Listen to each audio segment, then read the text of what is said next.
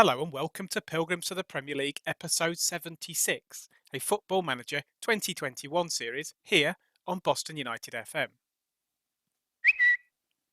We took over Boston United in National League North with the solitary aim of reaching the top level.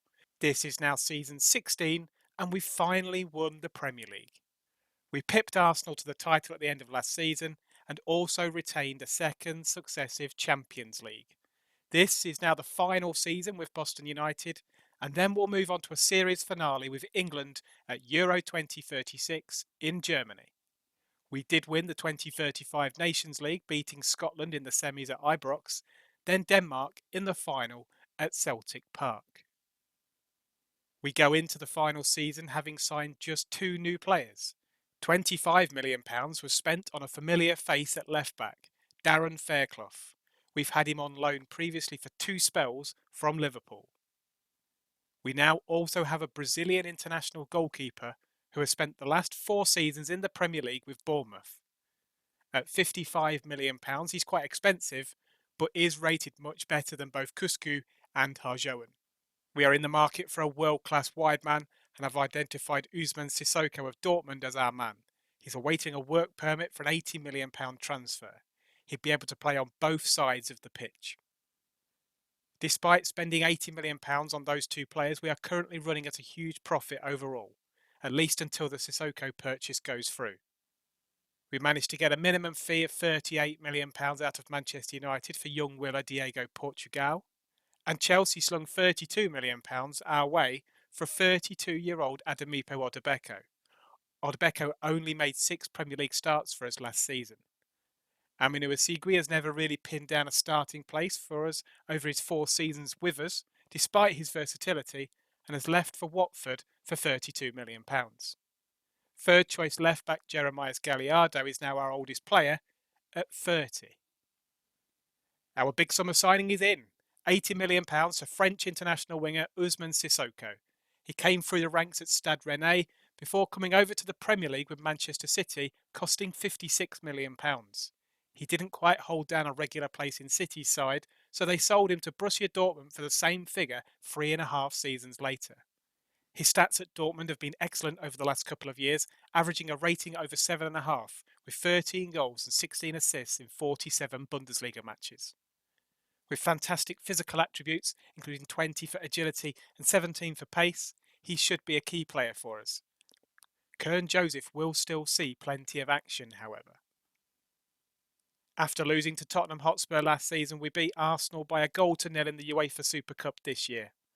Young centre-back Theo Rawlins scored the goal after just 2 minutes, and we held firm to lift the trophy with last season's #1 goalkeeper Gökay Cuscu being named player of the match.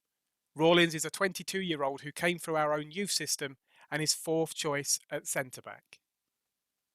We've received a pretty big offer for centre-back Petr Masek, and I feel obliged to accept it. Masek is not first choice, as he's behind Brandt and Ulysses, with Rawlins usually the bench warmer in his position. We also have Pelican, who can cover both right fullback and centre-back. Masek also wants to move to Barcelona, and it's a huge profit on someone that cost us only £66,000 from Banik Ostrava 3 years ago. We'll be attempting to defend our Champions League title again, and we've been given an interesting group involving Spanish giants Real Madrid.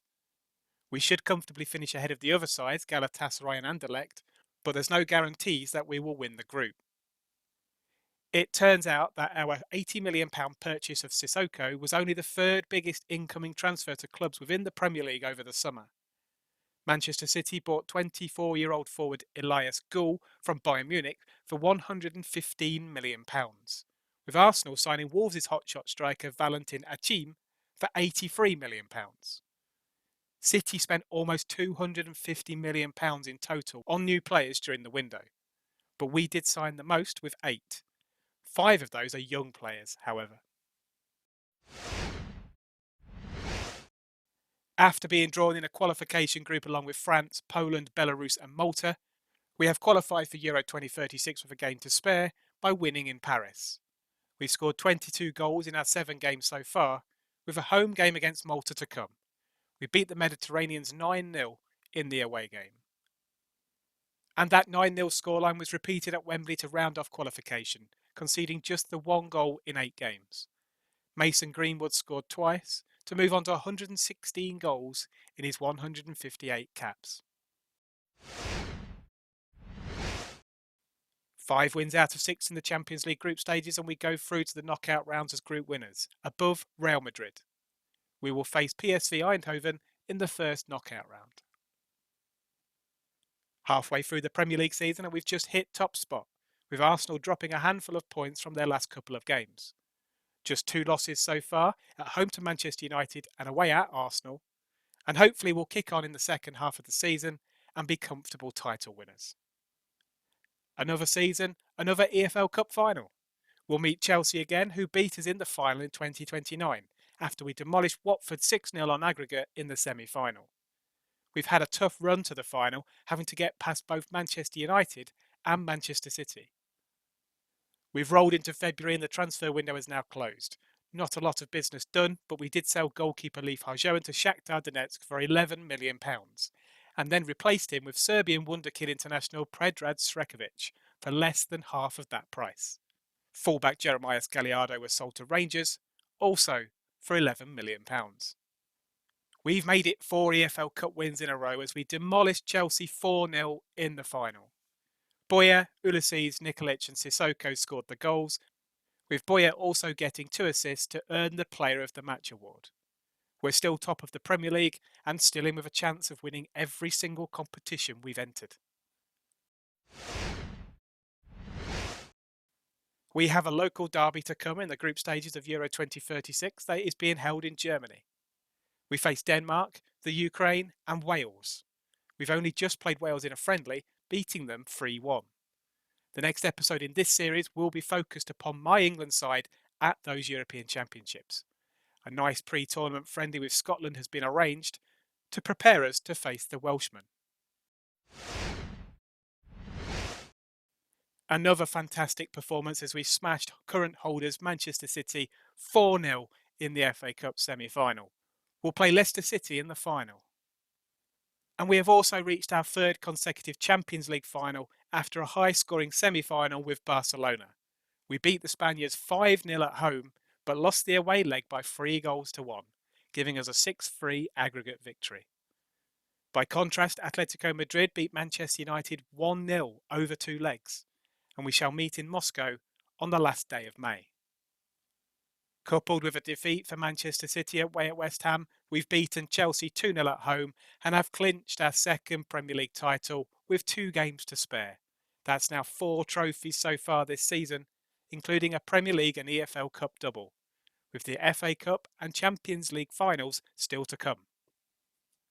We eventually finished top by a clear 10 points with just 28 goals conceded over the 38 games, scoring 89. At the bottom, Southampton had something of a miraculous escape, as our win against Leeds United on the final day saw them fall into the Championship rather than the Saints, who won 3 of their last 5 matches. Our cup final opponents Leicester City finished in 11th place. And we saw off Leicester in the FA Cup final, defeating them 4-2. We have now completed the domestic treble. Just 1 game in my Boston United career to go, a Champions League final against Atletico Madrid. A narrow victory sees me sign off from Boston United in style, having won the quadruple. Christopher Boyer scored the only goal of the game in the Luzhniki Stadium in Moscow, as we then missed a penalty through Fabio Ferreira. However, it didn't matter in the end. We've won so many trophies, the season review cannot handle it, as the Premier League and Community Shield prizes are snipped off the screen. Kolio Diankov played much of the season as a marauding fullback, so Roy Locke made it into our Team of the Year in central midfield, alongside Fabio Ferreira. Summer signing Brendan Rilson was the obvious choice in goal, as he played the vast majority of games in all competitions and kept 30 clean sheets. Darren Fairclough made the left-back position his own, and Usman Sissoko was pretty inconsistent on the left wing, but still managed to get 17 goals overall. Milorad Nikolic was top scorer in all competitions, with 24. What a perfect way to go out as manager of Boston United. 6 trophies in 1 season with the potential for 1 more personally, as I take charge of England at Euro 2036. The only thing left for me to do with the Pilgrims is to hand in my letter of resignation and leave the club.